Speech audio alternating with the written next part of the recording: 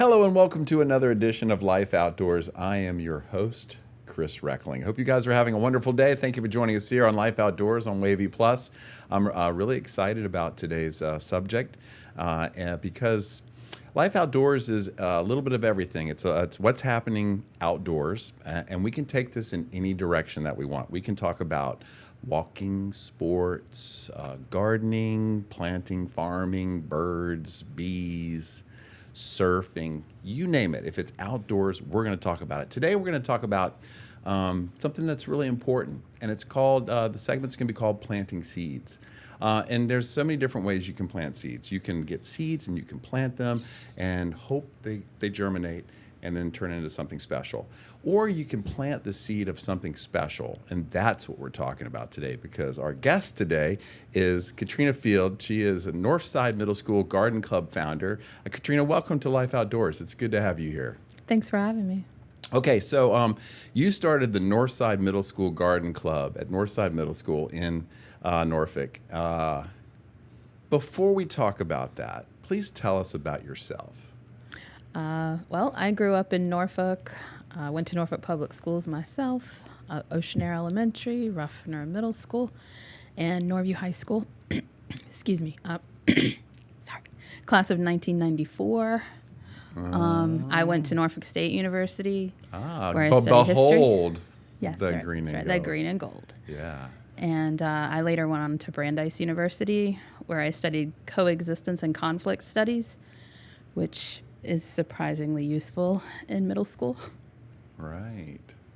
Conflict. Yes. I had several internships. My interest is in, of course, history, but specifically in Holocaust and genocide studies. Wow. Yeah, so I did an internship in the Holocaust Museum.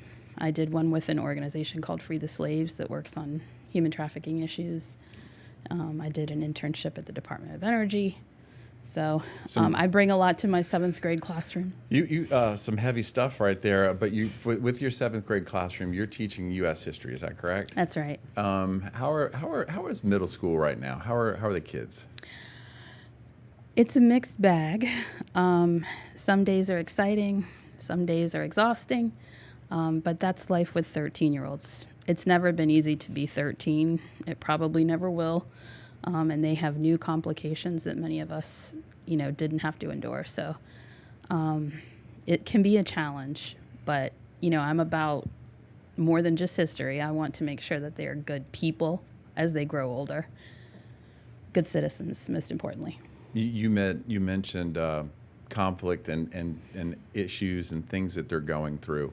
I love the middle school age. I think it's a special to age for kids. It's a transition period from that elementary to high school, and that they're really coming to their own. They're trying to discover who they are as a person, and you said that the struggles that they have, or what we don't understand right now is we're still feeling the effects of the pandemic. And when these kids were sequestered at home and they were taken away from their friends, they did remote learning, they were isolated. You're still feeling the effects of that, aren't you? I'd say so. For the class that I had recently, they missed out on 2nd grade and part of 3rd grade, which are, each year is vital to development and literacy and so many different things. So, really in getting along too. There's a lot of lessons to be learned at those gentle ages.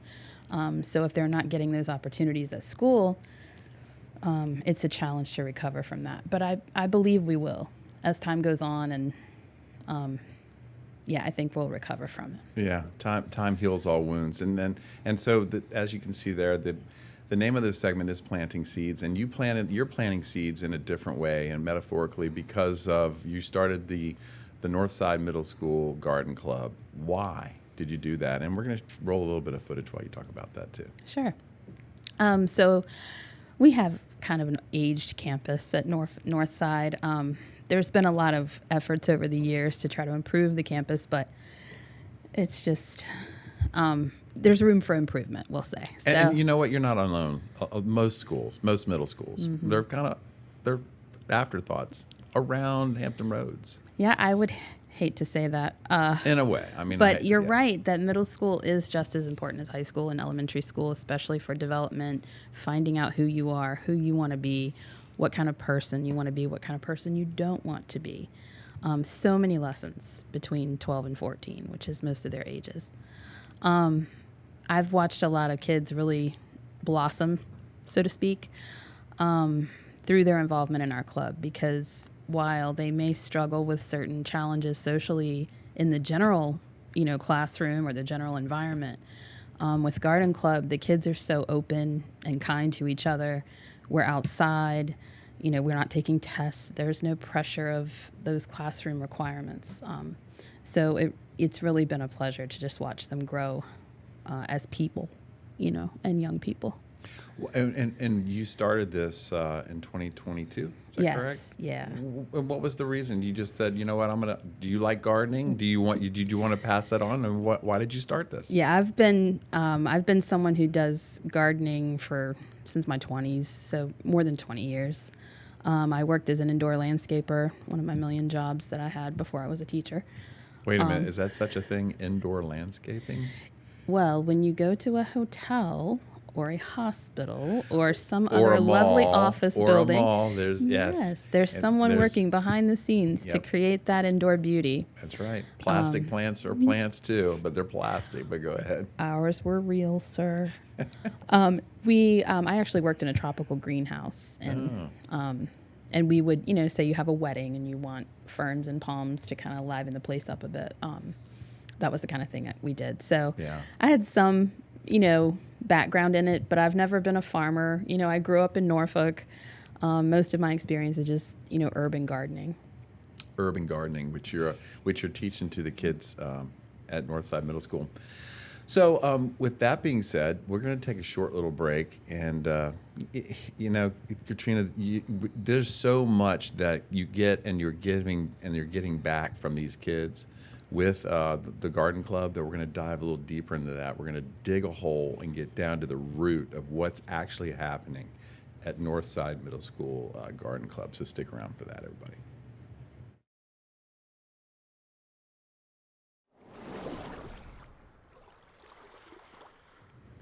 And welcome back to Life Outdoors. I'm your host, Chris Reckling. We are in studio with Katrina Field. She is the Northside Middle School history teacher and Garden Club founder. Katrina, in the first segment, we learned a little bit about yourself and one of the reasons why you started the Northside Middle School Garden Club.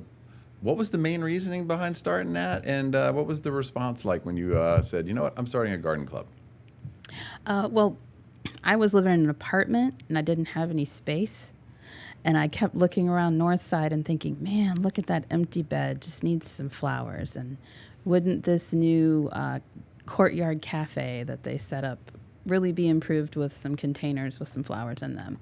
And wouldn't it be great if we could even grow vegetables so that the children would learn how to do such a thing? And to be honest, I've learned along the way myself. I've grown some of the first things I've been able to grow, certain vegetables for the first time. And there's always lessons in the garden, so for all of us. But really, it was just about improving our campus environment, and bringing back a little bit of color and life to our aged school. And what was the response like for the kids when you decided, hey kids, we're going to have a garden club? Like, did one person join? And I mean, how did that work? That's a good question. It really started with me recruiting from my classes. Hey, who wants to spend time with me? Ha ha. Really just trying to get a few kids to just be with me and let me show them around and how things are done around the garden. And then we were able to pretty early on get some support through Donors Choose, which is a organization where ordinary individuals and businesses can give to teachers' classrooms. And that's how we were able to start those first containers and those first lessons and those first steps that we took 3 or 4 years ago. Describe your garden at Northside Middle School. I mean, there you have it. It's a work in progress. Okay. It's a work in progress. Yes. It's modest. Yes. But it serves the purpose, doesn't it? It does. So we were given those containers just this year. So this is our first little foray into the large containers. So we'll be able to grow more things than we were in the past. We've got carrots and tomatoes growing. The other container will have watermelons and cantaloupes if all goes well. It's mostly we've grown flowers. We try to do pollinator flowers. We try to do native plants when possible. And and the kids have learned a lot from all of that. But it's definitely a work in progress. The goal is for that space that we were just looking at to be gravel and with 3 or 4 more beds in there. And so that's kind of the big picture plan for the next couple of years. Well, you know what? You said the kids are learning. They're learning a lot. And it's not just how to grow a carrot. They're learning life skills that they'll have with them for the rest of their life. That's why this segment is called Planting Seeds. This is a gift and a lesson and something that they're not normally getting in a classroom in middle school. This is when real teaching sort of takes off. And the casual, am I not? I mean, I'm right, no, right? you're totally right, because the casual nature of the garden and just being outside and there not being, a structure, a time limit, or testing, the things that I don't really get to do, enjoying the kids in the classroom. I mean, obviously I can enjoy them in the classroom, but, this is a completely different environment and opportunity to teach them. And I've found that I've watched a lot of the kids really blossom themselves, like just growing into different people, just by being around other kids who are kind, and one of our students, she was really just worried about, I don't know any of these kids. Are we going to get along? She's just kind of anxious. And I said, well, they're the nicest kids in our school, so I think it's going to be okay. And by the end of the day, she said, I've got 10 new friends. I said, I know, and they're wonderful. So it's more than just, growing plants. The kids are making friends. They're building relationships. They're building confidence in themselves and each other. And it's really been the highlight of my teaching career, really. They're communicating face to face. They're off their screens. They're getting their hands dirty. They're learning something that they'll take with them for the rest of their life. The joy of gardening to growing whatever it is you want to grow. They're learning patience. They're learning teamwork. They're learning the skills that a lot of kids aren't getting today. And it's hard to get in a classroom setting. Why isn't this taught across the board? Why isn't this one of the things that every kid should be taught? That's a great question, because it really does relate to science. It relates to health and nutrition. Things that they're already participating in middle school and throughout school. So I feel like every kid benefits from this sort of experience, especially kids who maybe aren't good at sports or who maybe don't have the dexterity to play a musical instrument. We have a lot of children in our program, or have had over the years, who have attention problems or autism, and they just really thrive with us because everyone can and everyone will in our group, and it's a very kind environment with us. We just love each other. So I challenged them to eat those carrots. You did, and I can't believe you got them to do it. Well, there was a camera. There was, and but aren't we supposed to rinse these off? They are city kids. I can't eat dirt. You know what? You learn something new every day. Maybe you shouldn't eat carrots with dirt on them, but it didn't hurt. It's not going to hurt. It didn't hurt them. And you know what? Now they're like, wow, I pulled it out of the ground and ate it. I mean, you saw when it's edible, and they were tasty and dirty. But yes, okay. but they still tasted sweet and delicious. I ate the first one. You did. And that was really where it started, because I think they thought, well, if he'll do it. He's still standing. He's still standing. He's still alive. He's still with us. Yeah. Okay. So we'll come back to the two of us. And so you've seen these kids blossom in so many ways. How many kids are in the club? It depends. They don't, we have a loose structure. They can come if they want, but it's usually between 8 and 20 kids. Okay. We go to the botanical garden pretty frequently, and we usually have somewhere in that number between 8 and 20 kids. Would you say that the Northside Middle School Garden Club is growing? I'm trying my best here with the puns. I love your puns. Thank you. But given the fact that They're graduating. about Yeah. 80% of our kids are graduating. So Time to plant more seeds, yes, Katrina. I've been working on planting, and I'm hoping we'll have a nice harvest next year. Now you're on board. All right, listen, let's take a short little break and we'll wrap up this segment of Life Outdoors with Katrina Field and talk more gardening and the importance of getting out to the young kids and the gardeners of tomorrow. So stick around for that.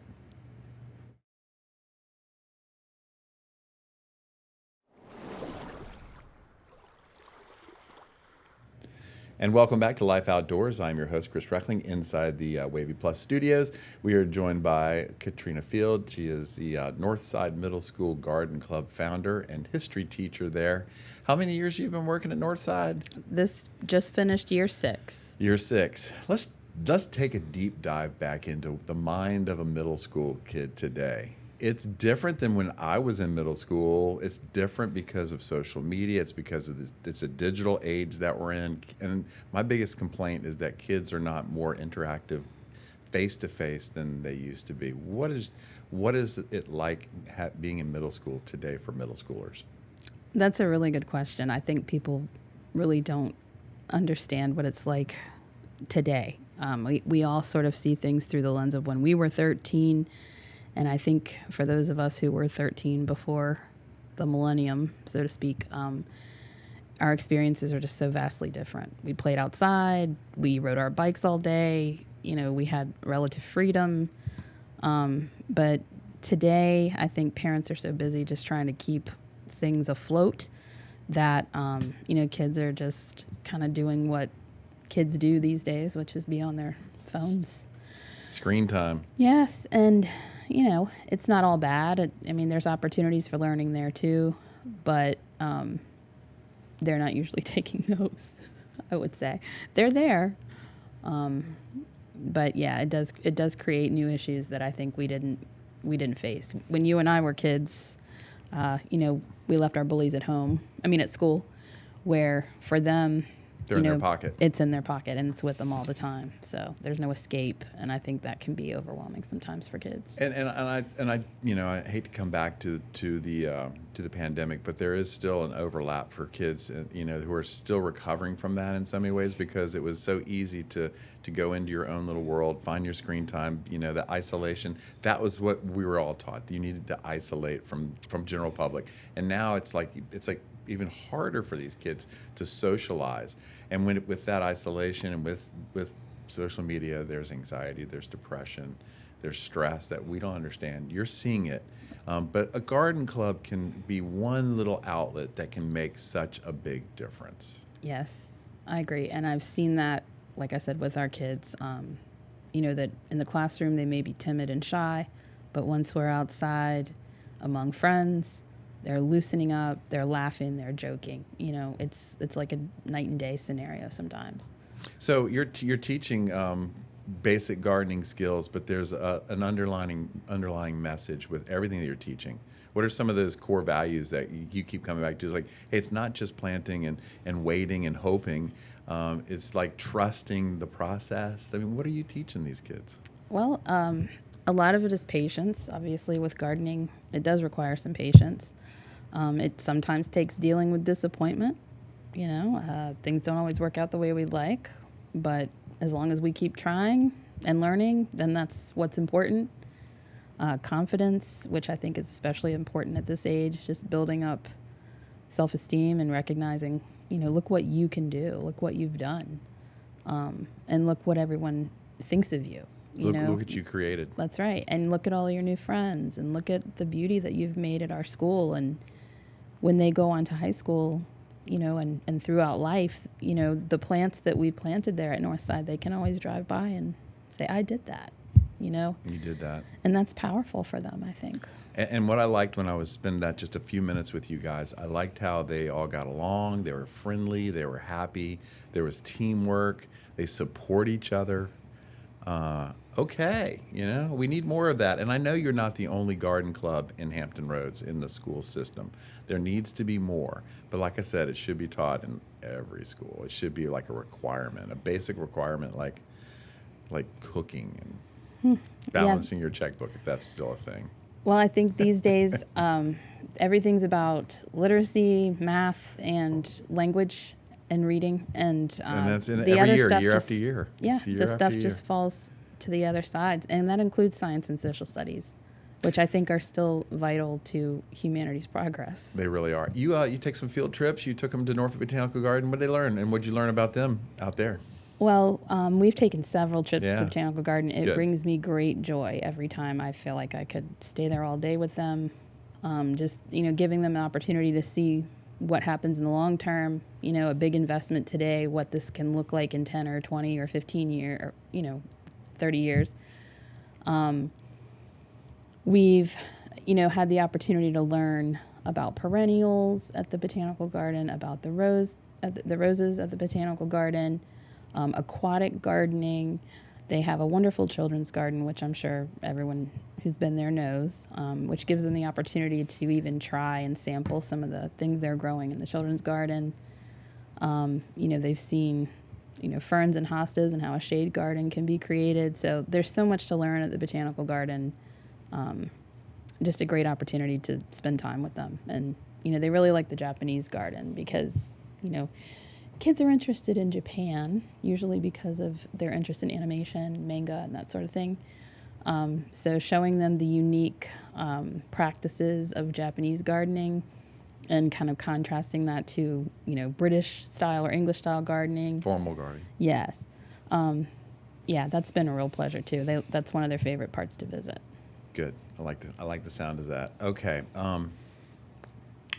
So we're coming down the home stretch, and I want you to, this is my gift to you. Show me that little thing I gave you earlier. Pull that up. This little guy, Yeah. he's impressive. Right. So that is a bald cypress seedling that I started from seed in February. So here's what I ask: that you keep it alive, and then you plant it there at Northside. Oh, wouldn't that be nice? That sounds great. Keep it alive, and then plant it at Northside. Find a nice little spot for it, plant it, and make sure that your kids are part of the process when you get it to a certain point. Or you can keep it in the container and bonsai it if you want. I could bonsai it. Yeah, you could. The kids compare me to a bonsai because I'm Strong and mighty short and mighty. and old. Wait, she said wise. Wise. She tried to clean it up with that. So. Okay. Well, you know what? Your kids are bonsais. We're all bonsai because you're always in training. You're always learning. You're never a finished product. And these kids are just starting their love and joy of gardening. And when I saw what you were doing, it reminded me of when my mom would take me to gardens as a child and how it stoked my love and planted the seed for my lifelong journey into plants. And I saw that you were doing that for them. And I was thinking of these kids in inner city Norfolk that have a love for the outdoors and plants and gardening because of your garden club. Yeah, It's really cool. That's really what I want for them, is for them to just appreciate nature and be good stewards of the land that they occupy, wherever that is. Yeah, and it will go on and last, and then they're going to teach it, and you teach it, we all teach it, we all pass it on, right? That's what we're hoping. Am I going to have to give you some? Maybe I should have brought you some more seeds. I'll take all the seats. You'll take them all? Yes. Okay. Well, listen, thank you so much, Katrina, for making a difference in the lives of the middle schoolers, and not just yourself, but all the teachers at Northside, all of our local teachers that are teaching all the subjects. You're out for summer. I hope you have a wonderful summer. Yay. And I hope the kids have a wonderful summer as well. And if you're a kid out there or an adult or something like that, start a garden club. Pass on the joy of gardening and the great outdoors, because that's really where it all begins, and that's where it should always be, outdoors, enjoying life and spreading the joy of all that. Anything else you'd like to add before we go? No, I appreciate you taking the time to talk about this today, because it's good news. We always need good news, so thank you. Well, you're doing a great job over there at Northside, and all the teachers are, and thank you for making a difference in their lives. All right, like I said, everybody, there's a reason why we call this Life Outdoors, because we're going to bring you whatever's happening out there, and this is just one good example of that. So remember, whatever it is, get outside, enjoy your life outdoors.